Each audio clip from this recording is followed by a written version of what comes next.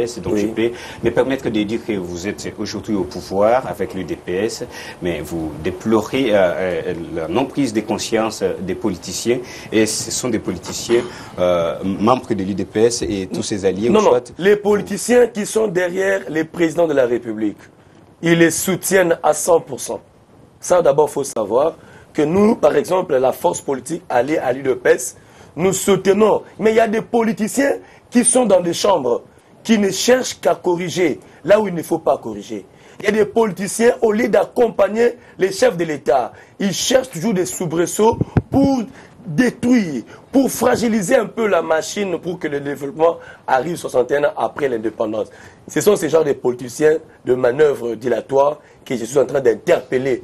Ce ne sont pas les gens qui sont derrière, parce que nous, force politique alliée à l'UDPS, nous sommes forts pour soutenir toutes les actions. Et 61 ans après l'indépendance, nous disons qu'il y aura l'évolution, il y aura un changement dans notre pays, si et seulement si les politiciens ont la prise de conscience. La prise de conscience, on a bien retenu, mais rappelez-vous que nous ne parlons pas des forces politiques alliées à l'UDPS sur ce plateau, nous restons plutôt dans les débats sur les bilans de la RDC et 61 après. Mais nous voudrions au moins recueillir l'avis du chef de l'État quant à ça, parce que quelque part aussi en tant que garant de la nation, il peut savoir qu'est-ce qui ne marche pas parce qu'il fait une bonne lecture, étant au-dessus de tout le monde. Alors on revient sur ce plateau pour analyser cette interview. C'est parti. À pareille circonstance, à la faveur du 30 juin, vous avez eu accordé des grâces à certains prisonniers, notamment ceux du procès de 100 jours. Cette année, vous comptez répéter ça? Oui, oui, bien sûr, mais j'attends les propositions. C'est la ministre de la Justice qui doit me les faire. Je ne connais pas tous les cas. C'est elle, la spécialiste, c'est elle qui me les transmet. Puisqu'on parle de certains cas. Oui, certains cas, justement, il y en a d'autres comme Vital Kamere. Il peut espérer obtenir une mesure de grâce de votre part. Vous pensez que c'est ici que je vais répondre à cette question? Vital Kamere, c'est mon frère. Je suis totalement désolé de ce qui lui arrive, affecté aussi. Je ne l'ai pas voulu, contrairement à certains dires mal intentionnés. Je ne l'ai pas voulu. Dès le départ de cette affaire, je vous rappelle d'ailleurs, c'est au sein d'un conseil de ministres que j'étais parti à l'époque du Premier ministre Ilunga Kamba. C'est lui d'ailleurs qui avait sorti le problème ouvertement en séance. Puis le ministre de la Justice de l'époque a renchéri en disant: Monsieur le Président, ce que vient de dire le Premier ministre ne vaut même pas une instruction de votre part. Dès demain, je saisis la justice. Ce jour-là, ce conseil n'avait pas été couvert par mon directeur de cabinet habituel, c'est-à-dire Vital Kamere, mais c'était un de ses adjoints. Et donc, après, je l'ai fait venir, je lui ai posé la question, je lui ai dit: tiens, mais on a parlé des fameuses maisons qu'on a à construire dans ce programme des 100 jours. Est-ce que c'est notre affaire? Il a dit: non, c'est pas notre affaire. Je dis: bon, ça va. Donc, que la justice fasse son travail. Et malheureusement, de fil en aiguille, on en est arrivé là. Ce que je peux accepter comme reproche, c'est que on me condamne de ne pas avoir donné des injonctions à la justice pour qu'elle fasse pas son travail et que lui ne se retrouve pas dans cette situation. Mais alors, dans ce cas, qu'on me dise qu'est-ce que j'aurais fait de mes principes alors, qui sont de laisser la justice libre de faire son travail. Mais bon, ce qui est arrivé, nous le déplorons tous. Je continue à croire que Vital Kamere est non seulement quelqu'un de sérieux, de correct, mais en plus quelqu'un dont la République a besoin. Grâce à son intelligence, grâce à son expérience. Et je suis convaincu qu'il jouera à nouveau un rôle dans ce pays.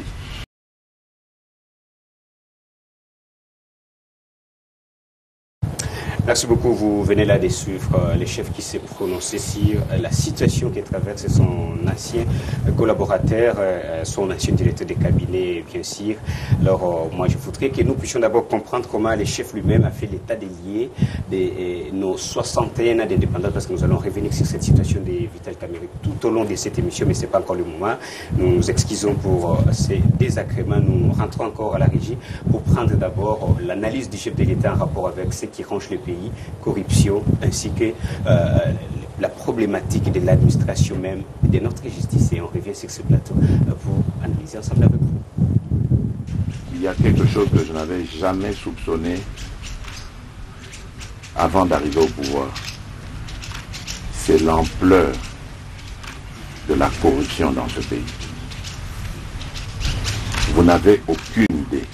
Mais je vous dis, aucune idée de ce qui s'est passé à ce niveau-là dans ce pays. C'est pire même que d'avoir volé et tué quelqu'un. C'est criminel. Mais c'est devenu un système. Quand vous découvrez ça, ça vous rend malade. Vous ne pouvez pas imaginer que des êtres humains peuvent être méchants à ce point. Aussi prédateurs, parce que bon, je me souviens à l'époque du défunt maréchal Mobutu, on lui prêtait des propos qu'il aurait dit, mais mais je serais vraiment tenté de faire pareil, de dire pareil. C'est incroyable cette méchanceté. Aucun amour pour son pays. Donc vous savez, vous pouvez avoir une responsabilité, vous vous dites, ben bon, après moi il y aura des successeurs. Et puis j'ai des enfants, et mes enfants, quand j'aurai disparu, eux vont rester dans ce pays, ils doivent vivre. Mais vous laissez quoi à vos enfants quand vous pillez ce pays de cette manière? Non, c'est incroyable. C'est pour ça que je vous dis, c'est l'avenir qui nous dira, parce que elle est terrible cette corruption. Je vous donne juste un exemple, la justice. J'ai fait des réformes. J'ai mis de nouvelles personnes, enfin, que j'ai trouvées. Mais bon, en se renseignant, voilà... j'avais des preuves de leur probité, etc. Je ne dis pas, je ne les remets pas en cause, mais je dis, je pensais qu'elles allaient m'aider à impulser une nouvelle dynamique au sein de la justice pour la rendre vraiment ce moteur de l'état de droit, ce pilier de l'état de droit que j'attends, et ce redresseur de tort que je veux voir, pour qu'ils mettent fin complètement à cette corruption, mais rien à faire. La corruption continue d'exister dans la justice. Et les failles continuent aussi. Ça fait que, malheureusement, on n'a pas encore le résultat escompté. Et donc, vous voyez, ce n'est qu'un exemple parmi tant d'autres. Merci beaucoup Agnon Mabengo pour ces bons éléments. Président de la République en rapport avec des antivaleurs. Nous parlons ici de la corruption. Alors, Maître Oscar Beya, j'ai peur de donner raison à Joseph Kabila qui a dit un jour que s'il avait au moins 15 personnes, il aurait fait au moins de ces pays, bon, je dis bien, un bon état, parce que ce qui lui manquait, à son avis, c'était au moins 15 personnes.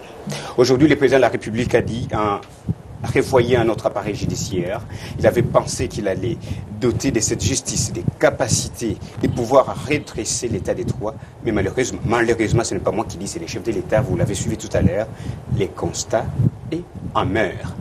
Est-ce un aveu? Merci mon frère journaliste. Le chef de l'État, il est garant des bons fonctionnements des institutions de la République.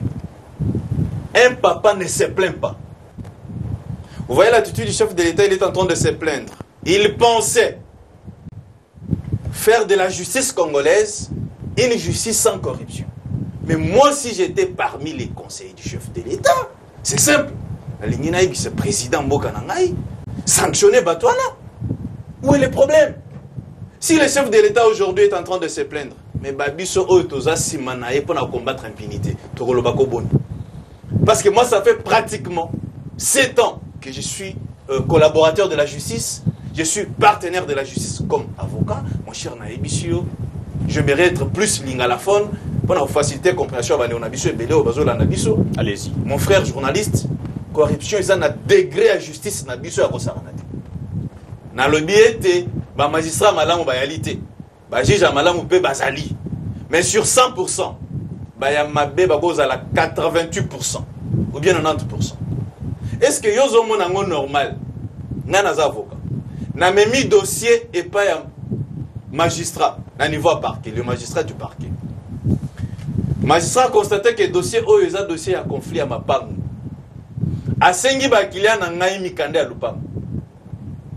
Azui mikanda wana bombi.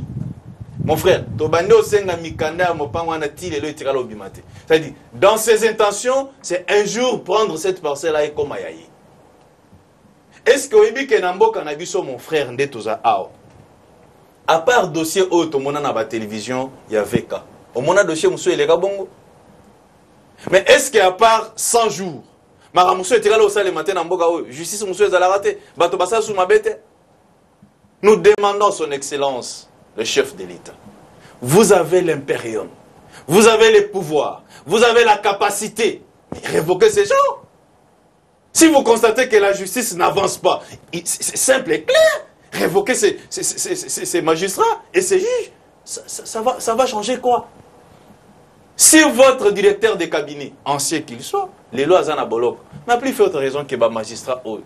Bangonde bazo bebisa image ya mboka na biso. Parce qu'on dit la justice élève une nation. Mais laquelle? Mais c'est la justice juste. Si le président est en train de se plaindre, mon cher, il n'a pas tort. Attendez, je vous relance encore. Est-ce que le président de la République ne devrait pas revoir d'autres décisions? Parce qu'étant déjà conscient de la corruption qui gangrène notre appareil judiciaire, est-ce qu'il ne peut pas revoir d'autres décisions prises par la justice? Parce que maintenant, c'est dans l'injustice que tout va. Parce que c'est pilonné par cet antivaleur de la corruption. Mon frère journaliste, vous savez, quand on arrête un sujet congolais, par exemple, moi aujourd'hui, si je suis arrêté, tout ce qui se passe à la justice, c'est signé au nom du chef de l'État. Voilà. Monsieur Oscar Béa a été condamné pour 5 ans de servitude pénale au nom du chef de l'État. C'est-à-dire, Maramounion, c'est ça la justice, c'est dans la combat Mokonziamboka. Mais dire que le chef de l'État revenir sur certaines décisions judiciaires déjà prises par la justice, c'est comme s'il est en train de se refaire. Il est en train de se reviffer. Ce qui n'est pas normal. Je comprends votre intention. Parce qu'ici, on parlera des condamnés. Mais c'est ce que nous ne voulons pas. À notre niveau, au niveau de la génération sans impunité, Tozo Senga Mokonzi Mboka a sanctionné ba juge au bazo sala musala malamuté, ba magistrat au bazo sala musala malamuté, baza la sanctionné, révoqué, ba remplacer bango na ba juge musus, c'est clair parce que aussi longtemps que justice na mboka na biso ezo sala musala malamuté, mon frère, Mboka oyo kendara libosoté. Tala dossier oyo. Il y a carte visa, mon frère journaliste. Est-ce que vous dites que depuis Plan Ebima, on n'a jamais interpellé personne à la justice? La génération sans impunité se prépare. Peut-être que les enquêtes se poursuivent. Non, non, mon frère. Ce n'est pas d'emblée qu'on va ces gens-là vont prendre la poudre d'escampette. Ils vont quitter les pays. Parce que c'est toute une chaîne. Pas moins de 100 personnes. Pourquoi la justice reste silencieuse quand ça te donne? Mais concernant le dossier Yamatata, on ne veut pas de la justice de déploiement de mesures. Merci beaucoup, Maître Béya. Je reviens à Trésor International, cadre de l'UDPS, pour réagir à chaud à cette déclaration du président de la République. Vous savez, Monsieur Trésor, que le président d'ailleurs, au début de ses paroles, dans cet extrait que nous venons de suivre, il a dit, lorsqu'il qu'il n'était pas encore arrivé au pouvoir, et il ne savait pas que la corruption allait avoir cette ampleur. Parce qu'il en a découvert, il comprend que non, c'est au-delà de ce qu'il imaginait même lorsqu'il n'était pas encore arrivé. Alors ma question est celle de savoir, après avoir fait, après des 40 ans de lutte, est-ce le moment de nous faire ce bilan-là, plutôt de montrer l'état dans lequel se trouve le pays, ou soit c'est déjà le moment de travailler pour sortir les pays de l'engouffre, du gouffre plutôt, voulais-je dire. Merci beaucoup pour cette question pertinente. Je voulais vous signaler que rien ne peut marcher dans ce pays sans l'implication de la justice. Parce que la justice, c'est un signe fort qui définit l'avenir d'un état de droit dans ce pays. Nous ne pourrons pas parler de la justice, nous ne pourrons pas parler de l'état de droit sans plutôt parler de la justice. Car la justice, comme bien dit Maître, élève une nation. Mais je voulais tout simplement recadrer une chose à côté des maîtres, qui dit que le chef de l'État est en train de se plaindre. Le chef ne se plaint pas. Il est en train de faire constant et faire savoir à la nation congolaise par rapport à la confiance qu'il a placée à lui que j'ai trouvé un système de prédation judiciaire. Il est en train d'évoquer beaucoup des histoires. Mais si la justice voulait faire son travail, les politiciens d'autres camps disent qu'il veut faire la politique de chasse à l'homme. Vous voyez un peu? C'est ce que je veux dire, que ce qui ne marche pas dans notre pays, c'est les pratiques politiques de notre pays sur le clivage. Donc ils ont utilisé ce système pour essayer un peu de diviser la conscience du peuple congolais. Tout ce qu'on est en train de faire, c'est le peuple qui est au socle et au sommet de tout. Le chef de l'État voulait tout simplement dire que je suis au courant de tout ce qui se passe, dans la pratique de notre appareil judiciaire. Et gouverner, c'est prévoir. Moi, je pense que M. Félix Antoine Tshilombo Tshisekedi a une vision pour changer ce pays. Moi, je ne pense pas qu'il prenne des engagements ou des décisions par émotion ou par sentiment. Parce qu'il est là, état une émanation du peuple, et il est là pour faire respecter les textes de la République. Je vous dis que la justice congolaise, au plus haut sommet d'ailleurs, nous parlons de la Cour constitutionnelle, a été renouvelée récemment, mais ça brille déjà avec les derniers arrêts rendus par cette Cour en termes des conflits des assemblées provinciales avec les exécutifs provinciaux. Alors, il y en a ces gouverneurs qui ne sont pas d'accord avec les derniers arrêts parce qu'ils ont été destitués au moment où ils étaient absents de leur juridiction. Mais toutes ces décisions-là continuent, et la vie continue de manière normale, comme s'il n'y a pas eu de gâchis, il n'y a pas eu de faiblesses dans les rendements de ces arrêts. C'est de cette position que le chef de l'État voulait maintenant se positionner pour comprendre. Mais en attendant, c'est là, par rapport au cela, on ne peut pas instrumentaliser et donner des injonctions à la justice. Le chef l'a bien dit, il a laissé l'indépendance de la justice pour que la justice fasse bien son travail. Le problème est que notre pays a un problème de dirigeants. Je te dis que l'ennemi du Congo, ce sont les dirigeants congolais qui se cachent derrière leur couleur politique. Tu ne peux pas me dire le contraire. Il y a certains juges qui ont leur tendance. Ils vont faire les choses conformément à leur tendance. Ensemble, par rapport à la tendance, ceux qui l'ont commis à niveau, ils ont la partie politique. Nous avons connu les cas par rapport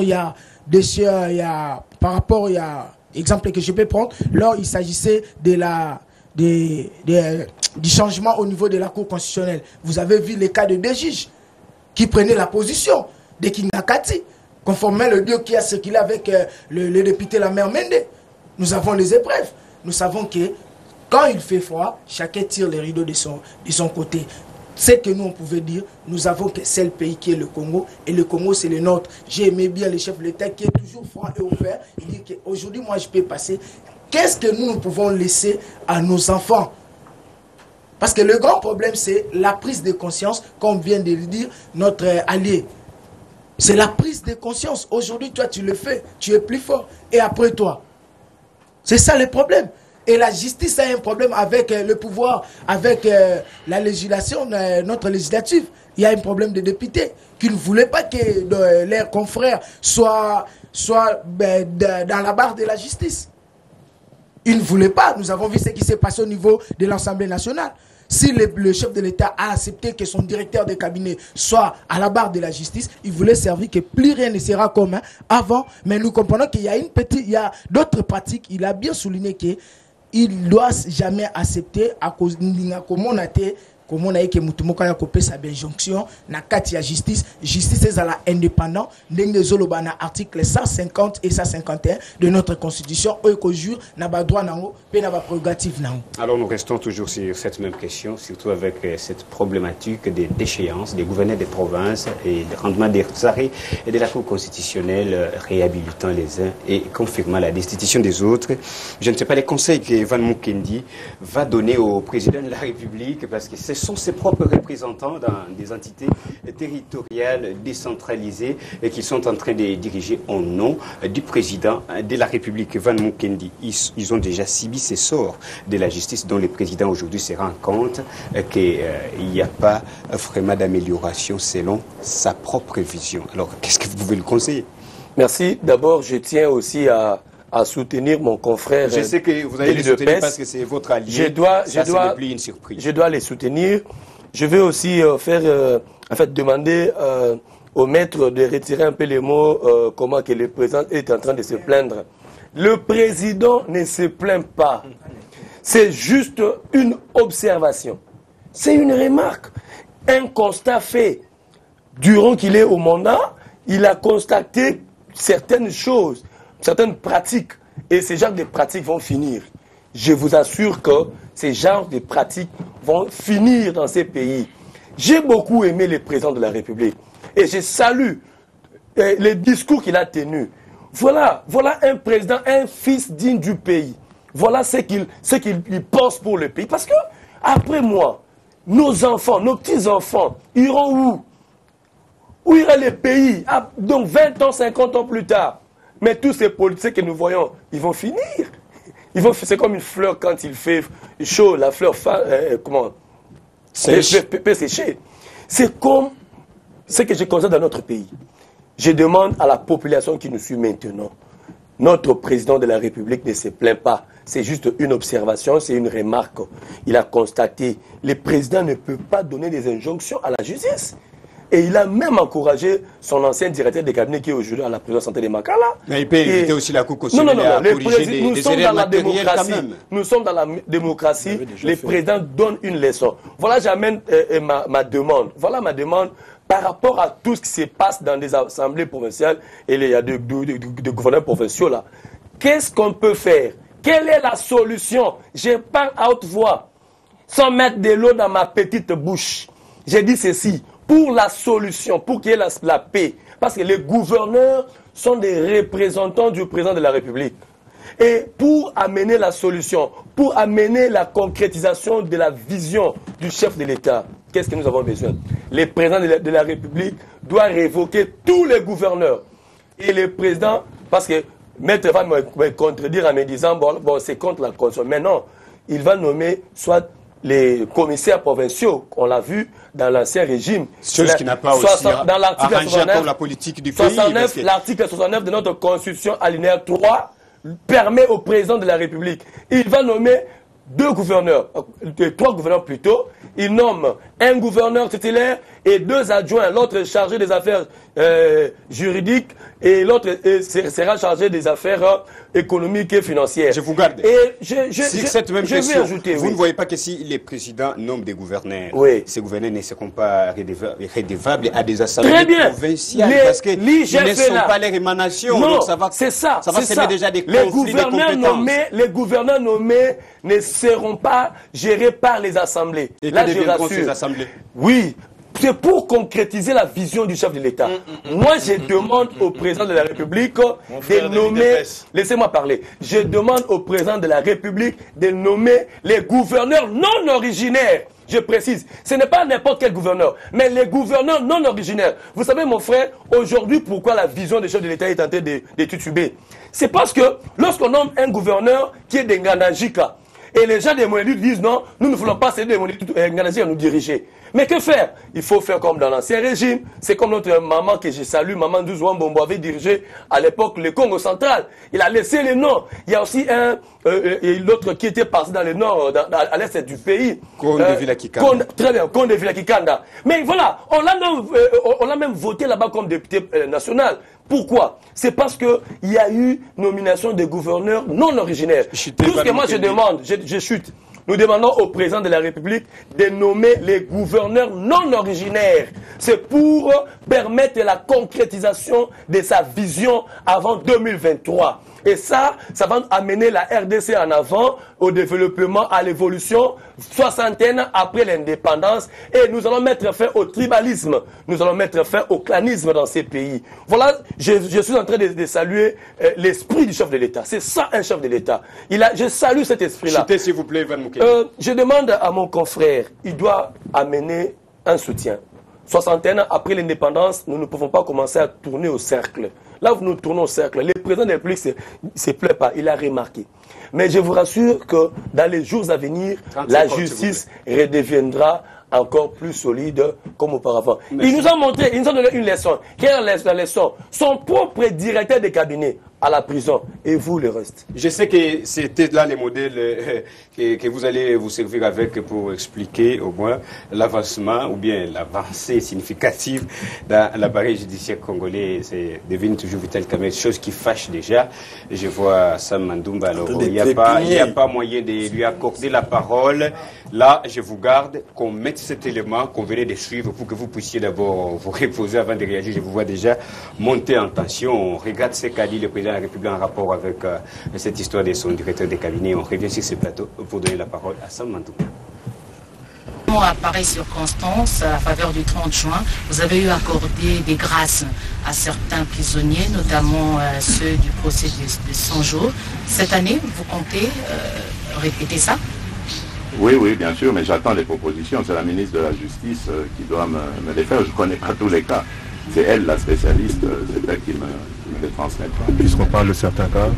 Oui, certains cas, justement, il y en a d'autres comme Vital Kamerhe. Il peut espérer obtenir une mesure de grâce de votre part. Vous pensez que c'est ici que je vais répondre à cette question? Vital Kamerhe, c'est mon frère. Je suis totalement désolé de ce qui lui arrive, affecté aussi. Je ne l'ai pas voulu, contrairement à certains dires mal intentionnés. Je ne l'ai pas voulu. Dès le départ de cette affaire, je vous rappelle d'ailleurs, c'est au sein d'un conseil de ministres que c'était parti à l'époque du Premier ministre Ilunkamba. C'est lui d'ailleurs qui avait sorti le problème ouvertement en séance.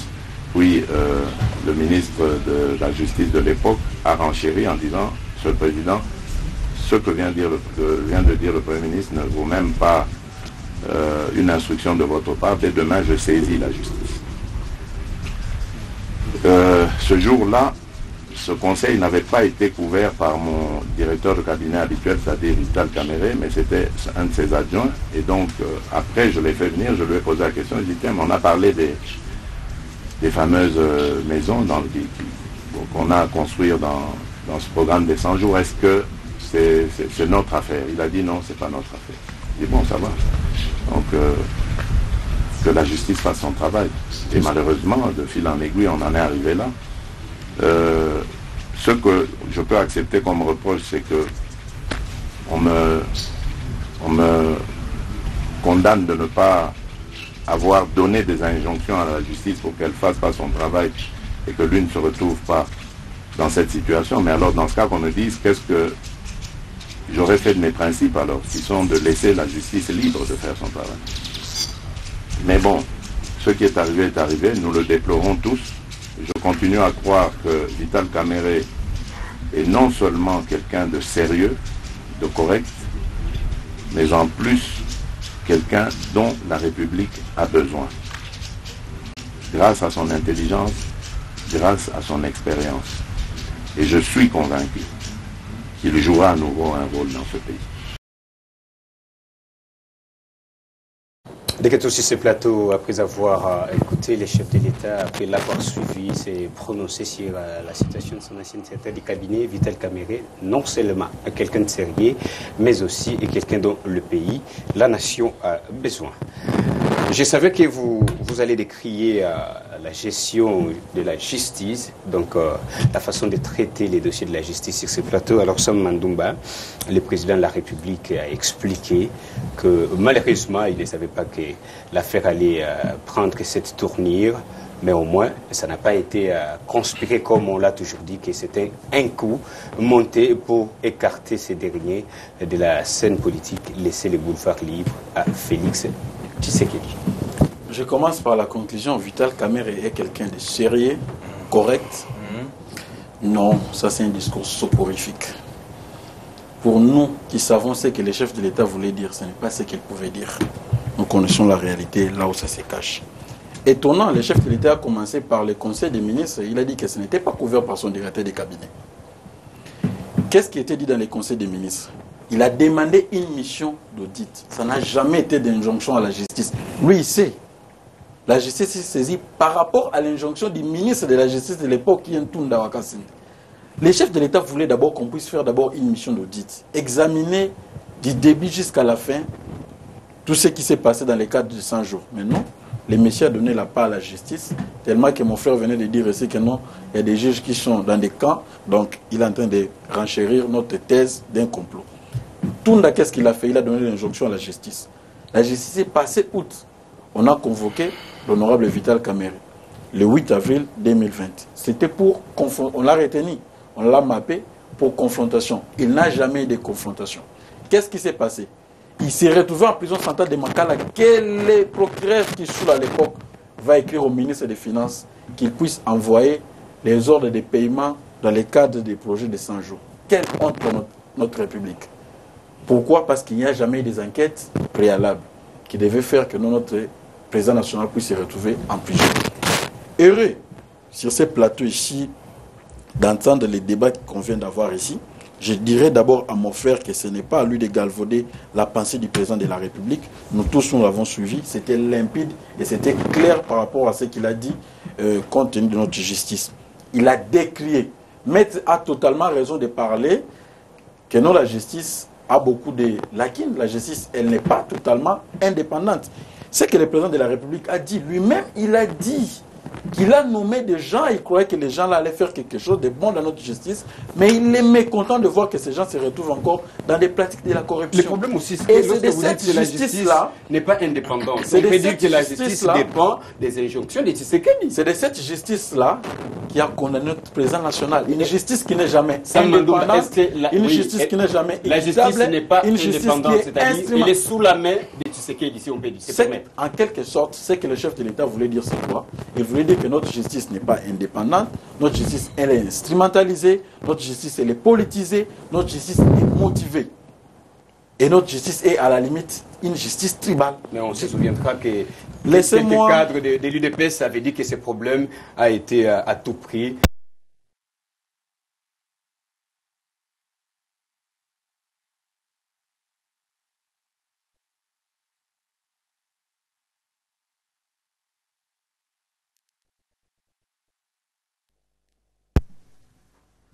C'est la mission jingle.